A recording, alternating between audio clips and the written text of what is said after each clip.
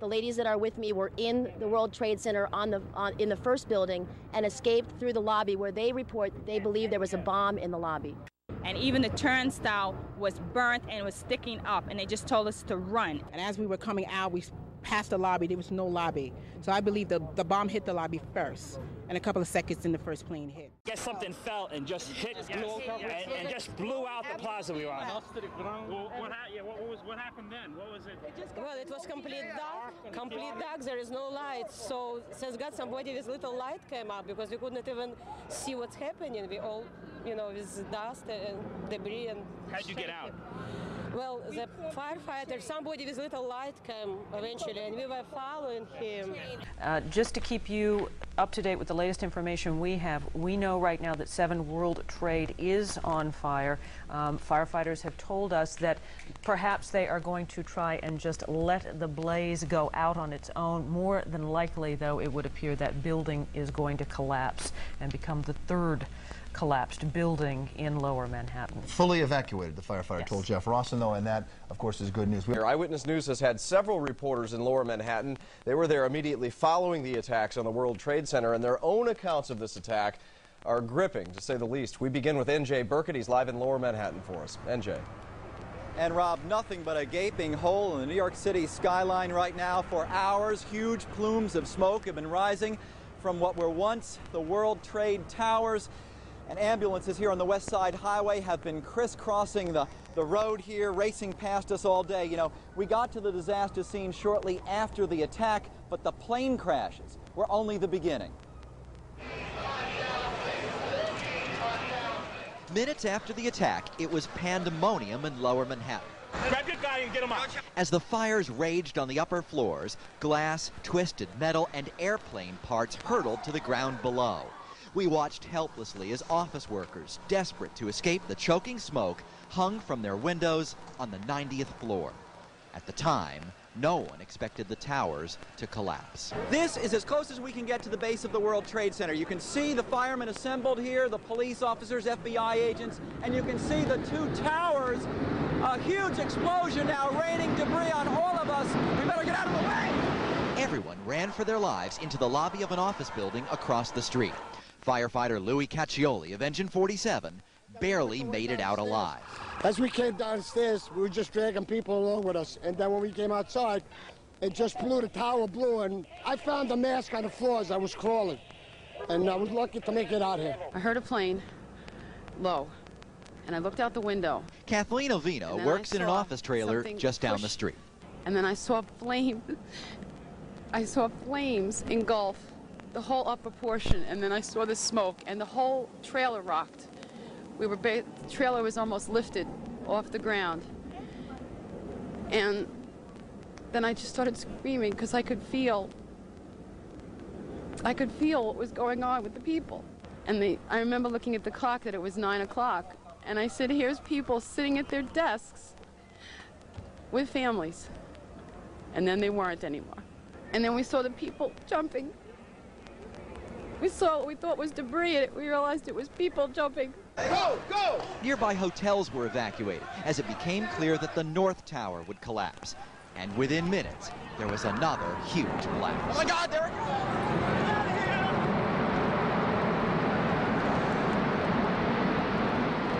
goes! This time, we ran for a nearby parking garage to escape the approaching cloud of dust and debris. Seconds later, the World Trade Center was gone. Moyiwa Anibogi and Daphne Carlisle worked on the 82nd floor. We saw a shadow, it looked like a plane. Next thing we know, it was boom, boom, and the floor started shaking. And then we saw debris fall down, and next thing we know, we had to get out of the building. We stuck on the stairs for a while. We finally got down to the lobby. Then we get to the lobby, it was this big explosion. I thought we'd be able to outrun it, but we couldn't. It was pitch black. Like many office workers, they survived the initial explosion, but were nearly killed by the collapse. Yeah.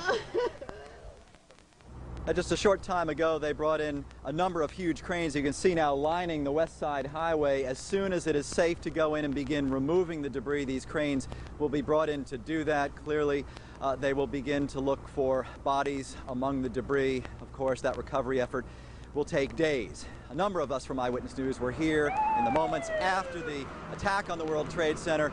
Let's turn over now to Jim Hoffer, who got here shortly after the attack. Jim? Well, NJ, thank you. You know, one of the things that strikes me here in the passing hours is just how little panic has taken place, what little panic at least that we've seen, considering the enormity of events here, the colossal damage that has taken place. I think you can say, at least in the early going, that New Yorkers have braved this beyond what can be expected. Photographer John Chow and I were around 10:15 this morning heading toward the last remaining tower when it suddenly crumbled right before us, changing forever the city skyline and the city's people. Just when you thought it could not get worse, it did.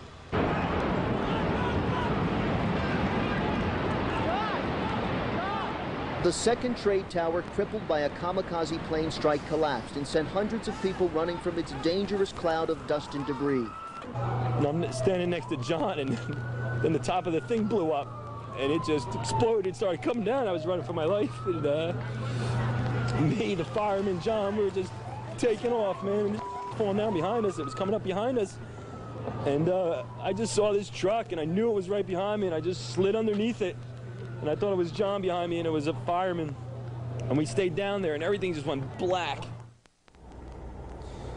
Well, that New Jersey man is one of what must be innumerable heroes in this tragedy. He was able to get a woman, he and his friend, able to get a woman out of one of the towers. She was in a wheelchair. They were able to bring her down some 50 floors before that building collapsed. Although in an interview with us, as he was choking back tears, he says he didn't know whether the woman in the wheelchair was able to get far enough away from the building to prevent any harm to her when the building did finally collapse. We're live in Lower Manhattan. Jim Hoffer, ABC 7 Eyewitness News.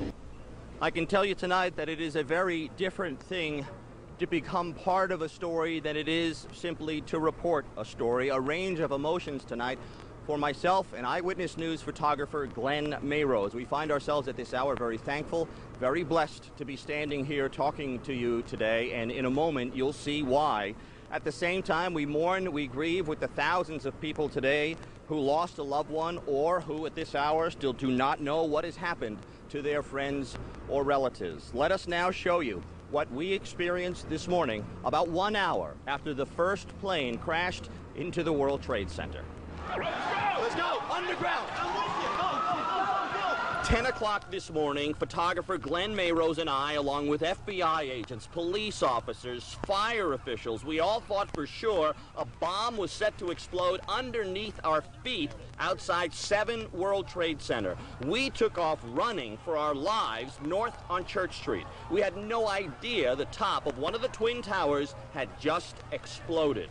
We ran 5, 6 blocks, Glenn lugging his camera equipment, videotapes, and batteries as a cloud of smoke, dust, and debris crept up behind us. People running, crying, and screaming, wiping tears from their eyes. Out of breath and unsure of what just happened and what we just experienced, we finally stopped, took a breath to make sure we and others were okay. We finally paused and talked to this gentleman, covered entirely in dust and debris.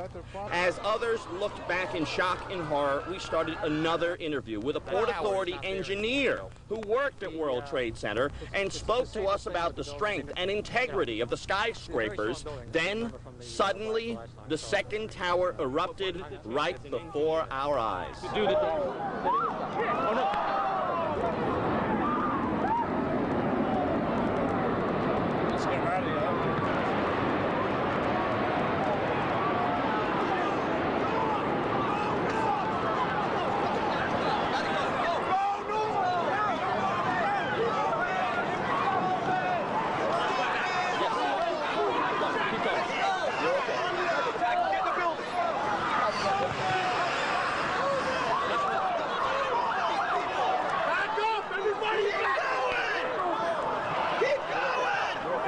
Moments later, the frantic run up Church Street started all over again. And again, Glenn and I were within the shadows of the World Trade Center, just 1 or 2 blocks away on the north side of the towers. We have been out on the street trying to cover the story here of the people throughout the day. We are still unsure of many of the facts that have occurred because we haven't been in front of a TV or in front of a radio. To that end, One of the facts we're not sure of, we're not sure in exactly what direction most of the debris fell, other than to say it did not fall in our direction on the north side. And for that, we're quite thankful. Live outside St. Vincent's, outside the Trauma Center in Greenwich Village, I'm Joe Torres, ABC 7 Eyewitness News.